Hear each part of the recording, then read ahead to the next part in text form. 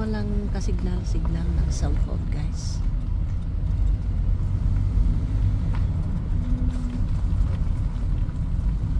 Dito na pumasok. Tingnan natin yung campground doon, guys, sa left side.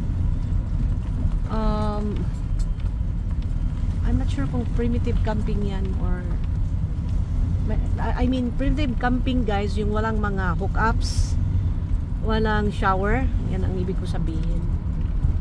Campground, tapos para ding bondaking, kaya lang bondaking, it's a public lands, and then you can stay there for 14 days without paying anything. Itong campground, you'll be paying like $15 to $55.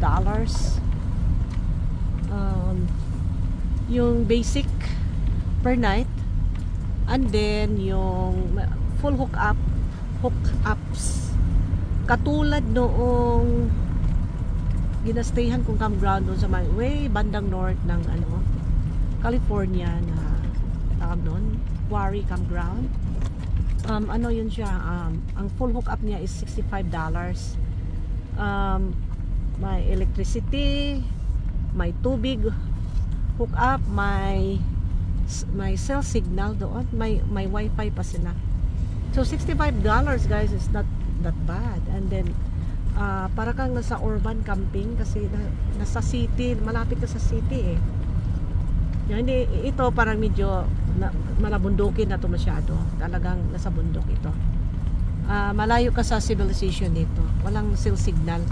Pero yung ibig ko sabihin, yung urban camping, yung malapit ka lang sa city. Tapos kompleto, may hookup, may shower, may everything. Yan.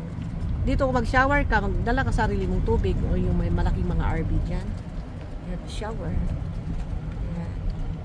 Guys, ang ganda. Alam mo, guys, okay ba ang California, guys? Kapag beauty ang pinag-usapan, kaya lang kapag tax ang pag-usapan, gusto mo umalis eh. Yan ang kaibahan ng story ng California. Sabi nga daw yung mga prices ng mga gas sa California parang horror story.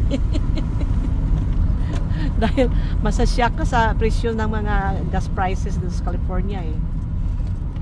One time umabot ng $7 yung gas namin. Sa ngayon nasa 5.1, 5.2, 5.4, depende. Ako naman mid-grade yung ginagamit ko. Tapos may regular, $5.1 ang mid-grade. Tapos $4.8 ang regular. Tapos yung premium, what was that? I think it was $5.4. Yan. Pero sa akin, mid-grade lang. Huwag masyadong premium. Ayoko rin yung masyadong regular. Pero actually, regular ang intended na gas nito eh. Pero dito na lang ako sa gitna. Kung makakatulong naman sa engine niya. Yan. Okay, guys, look at this. Left side tayo. Kanina nasa right side yung camera, nasa bundok. And then makitid ang daan pa rin. Siyempre dahil ano naman ito, wilderness na itong pinapasukan natin. Yan. Kahapon na, guys, aalis na kami dito. Ito ang campground, guys, oh. I think that's the one. Pero parang may ma-hookups eh. Siguro tubig yan. Saka hindi na pa yung nakita ko ng shower doon eh. Sa may launching pad ng boat. Yes, may tubig doon. Yung mga mangingisda gusto mag-shower. Pagkatapos mangisda, maglinis ng dapat linisin. Isda nila or whatever. Malamig talaga, guys, kapag maraming kahoy. Talagang super lamig. Nandiyan ang campgrounds nila, guys. Actually, maganda eh. Out ka sa civilization talaga. Pero parang may hook up nakita ko. Yung mga naka-stick dyan, parang tubig yung hook up. I doubt sa electricity kasi may nakita akong mga wirings nga nagko-cross over eh. Yan, tapos may malaking ano doon to. RV. After hinihila yan, tawag niyan ay trailer ang tawag nila niyan. Pwede kaya tumingin sa campground? Let's go inside. Kung paalisin tayo di labas, tingnan lang natin. Kasi minsan ganun din ako eh, kapag pupunta ako sa ibang lugar, gusto kong mag camping, I have to, Lakeview Campground palang tawag nito guys. Pumapasok ako at saka ocular inspection ko yung lugar kung magustuhan ko, feel ko yung atmosphere. Ay, nandito pala si si deer. Ganun pa na ba kalaki lang siya? Kala ko baby yung kanina. Tumitingin guys, oh. Tumitingin siya. Hello. Maraming bakante guys.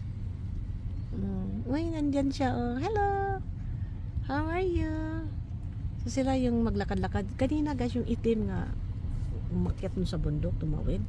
Ano yun? Parang wild boar. Yung parang pig. Kasi itim na itim siyang kulay ng skin niya eh. Yan. So, look at this campground guys. Maluwag siya, oh. Maluwag. Hindi siya gaano kalaki. But maluwag and maraming bakante. So, may tubig siya nga hook up guys, oh. Yan, parang may faucet. Parang may tubig. Yan, parang may may faucet. Tapos ito, nagka-camping ito sila. Dalawang car. Yan, dito kaluwag ang campground niya guys. Tumitingin yung mama. May naka-reserve, oh. Siguro tatawag ka ahead of time nga mag-reserve ka. Kasi kapag may nakahang na mga papel-papel, that means somebody is there. So magkano kayang per day nito? Actually, I like it here.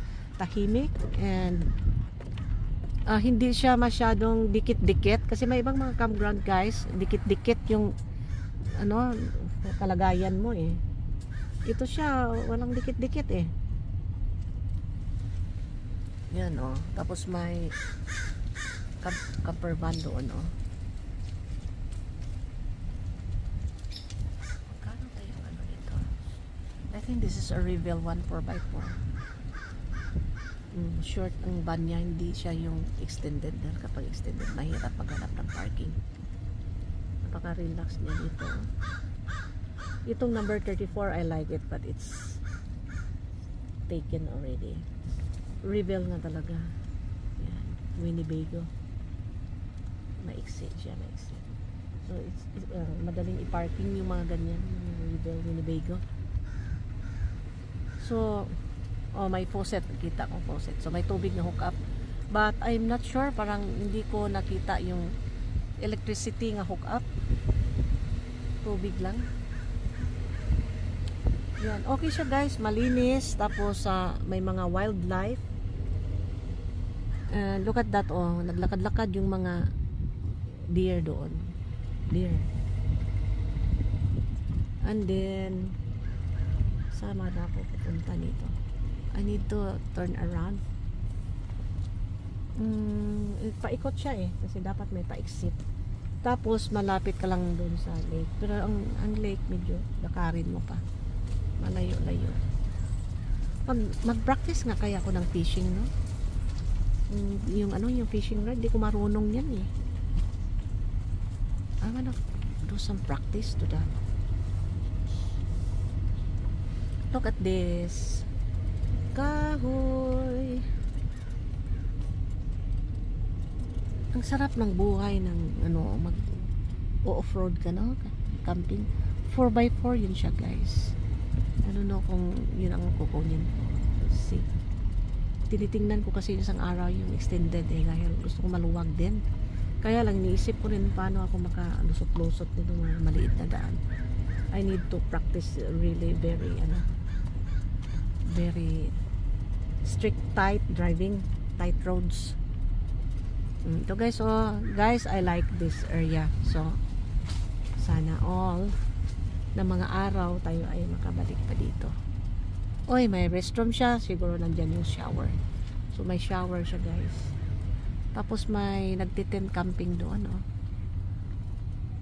Ito si baka ito siya ang host. Yan. Kasi ganyan yan yung ibang mga camper. Nagho-host sila and then they are allowed to stay in a certain campground nga binabantayan nila for like, couple of months. Depende kung ilang ano ka dyan magstay. Ang anuin mo lang yung mga bayad-bayad, linis-linis dyan. Madali naman linisan dahil may mga ano naman, may mga tawag dito, may mga makinarya ka naman eh. So nandoon yung restroom guys, shower yan. So basically this is a clean and a nice campground, at saka hindi siya dikit-dikit guys. Yan, pasensya na po guys ha, mahaba itong vlog ko. Parang nagla-live na rin ako dito, pero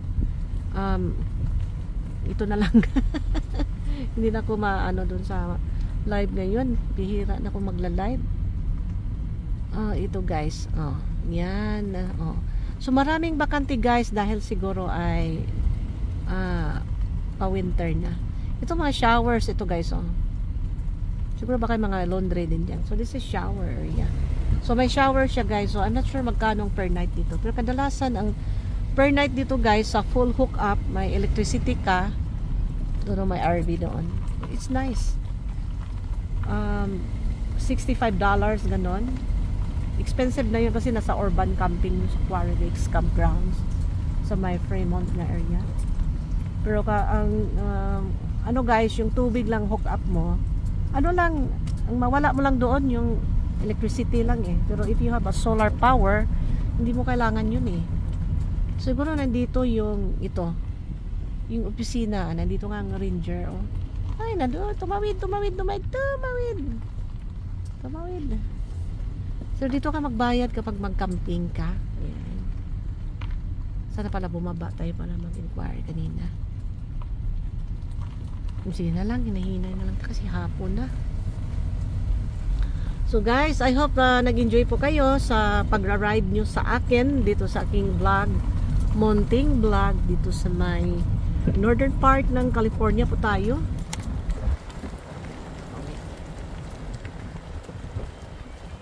Pagitna ka siya. Pabo pa. Hello Pabo. Kaya hapon na kasi we have to get out from the mountains dahil hindi tayo ngayon design nga mag-camping. Yeah. Kasi duty pa ko bukas eh. One day off lang. Siguro weekend, it's nice to come up here and do some camping. Sa tingin ko, kahit mag-walk-in ka, pwede doon dahil alam mong bakit? Walang masyadong mga tao eh. Nagka-camping eh. Yan. Kasi ang mga tao ngayon, winter, pupunta sila sa South or sa Central California dahil warmer konti. Dito naman sa north, talagang giginaw talaga dito. Yeah. Pero sa California, hindi naman nag-i-snow dito sa may valley. Doon yun sa mountain area nag-i-snow. Pero sa Lancaster noon, yung lugar namin doon, minsan nag-i-snow eh. Sa city. Ano naman yung panahon minsan, weirdo eh. Nag-i-snow, hindi nag-i-snow, meron dyan. Okay guys, thank you for watching. I hope nag-enjoy po kayo sa mounting vlog natin as I drive along this makitid na road dito papunta sa lake ng Coyote Lakes dito sa my northern part ng California. Thank you guys for watching. See you my next vlog. Bye bye you.